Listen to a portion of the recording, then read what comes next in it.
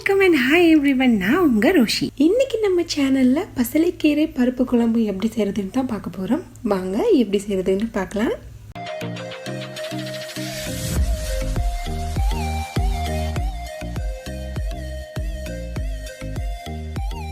பசலைக்கீரையில் கொடி வகை அதோட செடி வகைன்னு சொல்லி 2 வகையான பசலைக்கீரை இருக்குது. நாங்கள் இன்னைக்கு பார்க்க போகிறது செடி வகை பசலைக்கீரை, அதாவது செலோன் பசலை அல்லது கொத்து பசலைன்னு சொல்லக்கூடிய ஒரு செடி வகையான பசலைக்கீரையில் தான் நாங்கள் இன்னைக்கு இந்த குழம்பு செய்ய போகிறோம். இந்த கீரையில் பார்த்தீங்கன்னா நம்மளோட ஹெல்த்துக்கு தேவையான நிறைய போஷணை பொருட்கள் இருக்குது. அது கூட பார்த்தீங்கன்னா 80-90% நீருள்ளடக்கம் இந்த கீரையில் இருக்குது. இந்த கீரையை நாங்கள் சாப்பிட்றதன் மூலமாக எங்களோட உடம்புக்கு நல்லா குளிர்ச்சியாக இருக்கும். பிளட் ப்ரெஷர் இருக்கிறவங்க, அது கூட பிளட் சுகரை கண்ட்ரோல் பண்ணணும்னு நினைக்கிறவங்க எல்லாருக்குமே இந்த கீரை ரொம்பவுமே நல்லது. அதனால நீங்கள் இதை அடிக்கடி உணவில் சேர்த்துக்கிறது உங்கள் ஹெல்த்துக்கும் நல்லம். அது மட்டும் இல்லாமல் இன்னும் நிறைய ஹெல்த் பெனிஃபிட்ஸ் இந்த கீரையை சாப்பிட்றதன் மூலமாக எங்களுக்கு கிடைக்குது. இது எங்களோட ஹோம் கார்டனில் இருக்கிற செடியிலிருந்து தான் நான் இன்னைக்கு கீரை பறித்து சமைக்க போகிறேன். உங்களுக்கும் இது மாதிரியான சின்ன கட்டிங்ஸ் கிடைச்சா கூட பிளான் பண்ணி விட்டீங்கன்னா ரொம்பவும் ஈஸியாக வளர்ந்துடும்.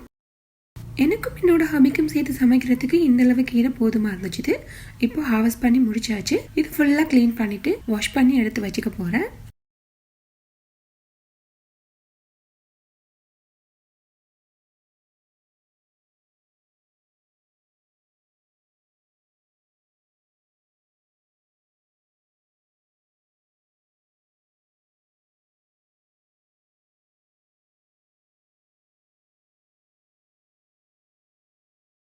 இந்த கீரை குழம்பு செய்யறதுக்கு என்னென்ன இன்கிரீடியன்ஸ் எங்களுக்கு தேவைன்னு சொல்லி நாங்கள் இப்போ பார்த்துடலாம். நான் ஒரு 100 கிராம் பருப்பு எடுத்து அதை நல்லா வாஷ் பண்ணிட்டு ஒரு 10 மினிட்ஸ் ஊற விட்டு எடுத்து வச்சிருக்கிறேன். அடுத்ததான் பசலைக்கீரையும் எடுத்து வாஷ் பண்ணி வச்சிருக்கிறேன்.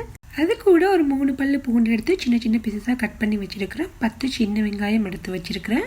6 பச்சை மிளகாய், 3 காஞ்ச மிளகாய், அதோட கொஞ்சமாக கறிவேப்பிலை. அப்படியே ஒரு டீஸ்பூன் கடுகு, ஒரு டீஸ்பூன் சின்ன சீரகம், ஒரு 1/2 டீஸ்பூன் அளவுக்கு மஞ்சள் தூள், அது கூட ஒரு கப் தேங்காய் பால் எடுத்து வச்சிருக்கிறேன். முதல்ல நாங்கள் பருப்பை வேக விட்டுலாம். ஒரு சட்டியில் பருப்பு எல்லாத்தையும் சேர்த்த பிறகு தேவையான அளவு தண்ணி சேர்த்து வேக விட்டுருங்க.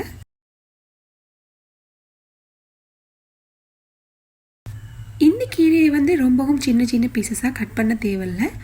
ஏன்னா இது குயிக்காகவே குக் ஆகிரும். அதனால் கொஞ்சம் பெரிய பீசஸாக வர மாதிரி கட் பண்ணி எடுத்துக்கோங்க.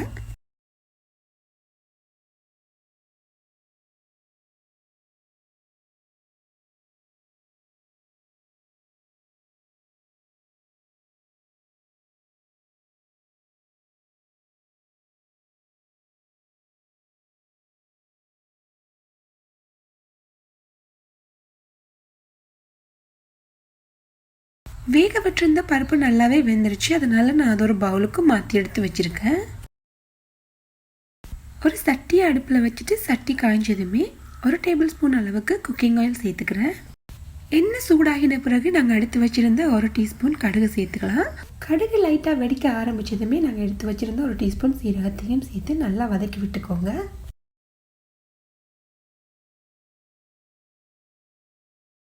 அது கூட கட் பண்ணி வச்சிக்கிற பூடு, அது சின்ன வெங்காயம் 2யுமே சேர்த்த பிறகு நல்லா ஒரு தடவை வதக்கி விட்டுக்கோங்க.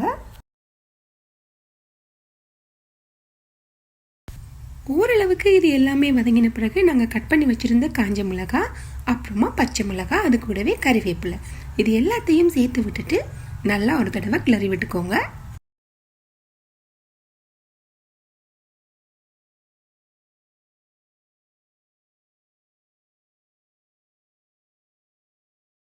நாங்கள் இதுவரை சேர்த்த எல்லா இன்க்ரீடியன்ஸையுமே ஒரு 5 மினிட்ஸ் நல்லா வதக்கி விட்டுக்கோங்க.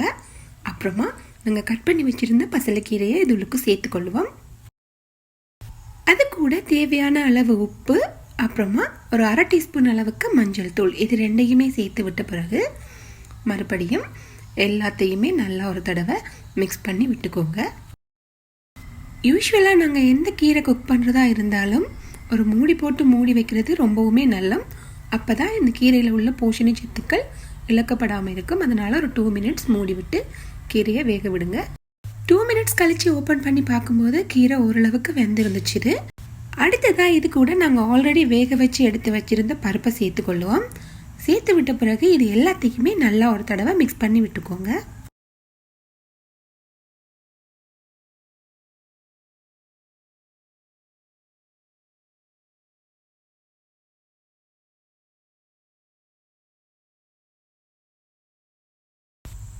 மாதிரி எல்லாத்தையுமே நல்லா மிக்ஸ் பண்ணி விட்ட பிறகு நாங்கள் எடுத்து வச்சிருந்த தேங்காய் பாலை இப்போ இதுக்கு சேர்த்துக்கொள்ளுவோம். தேங்காய் பால் சேர்த்த பிறகு நிறைய நேரம் கொதிக்க விட தேவையில்ல. லைட்டாக ஒரு கொதி வரும்போதே நாங்கள் ஸ்டவ்வை ஆஃப் பண்ணிட்டோம்னு சொன்னால் எங்களுக்கு ரொம்பவும் சூப்பரான டேஸ்டியான அது கூடவே ரொம்பவும் ஹெல்த்தியான பசலைக்கீரை பருப்பு குழம்பு ரெடி ஆயிடுச்சு. இந்த குழம்பு வந்து ஒயிட் ரைஸ் அதோட சப்பாத்தி ரெண்டோடையுமே வச்சு சாப்பிட இயலும். இந்த வீடியோ உங்களுக்கு பிடிச்சிருந்தா மறக்காம லைக் பண்ணி அது கூடவே ஷேர் பண்ணுங்க. இந்த வீடியோ பற்றின உங்களோட கருத்துக்களை மறக்காம கமெண்ட் செக்ஷன்ல சொல்லுங்க. என்னோட சேனலை இது வரைக்கும் சப்ஸ்கிரைப் பண்ணாமல் யாராவது சரி பார்த்துட்டு இருந்தீங்கன்னு சொன்னால் மறக்காமல் சப்ஸ்கிரைப் பண்ணி பக்கத்தில் இருக்கிற பெல் ஐக்கானையும் கிளிக் பண்ணி விடுங்க. நான் உங்கள் கூட ஷேர் பண்ணியிருக்கிற ரொம்பவும் ஹெல்த்தியான பசலைக்கீரை பருப்பு குழம்பு உங்கள் எல்லாருக்குமே ரொம்பவும் யூஸ்ஃபுல்லாக இருக்குமென்னு சொல்லி நினைக்கிறேன். இது மாதிரியான இன்னும் ஒரு ஹெல்த்தியான ரெசிபியோடு உங்கள் எல்லாரையுமே சந்திக்கிறேன். அது வரைக்கும் பாய் அண்ட் தேங்க்யூ ஸோ மச்.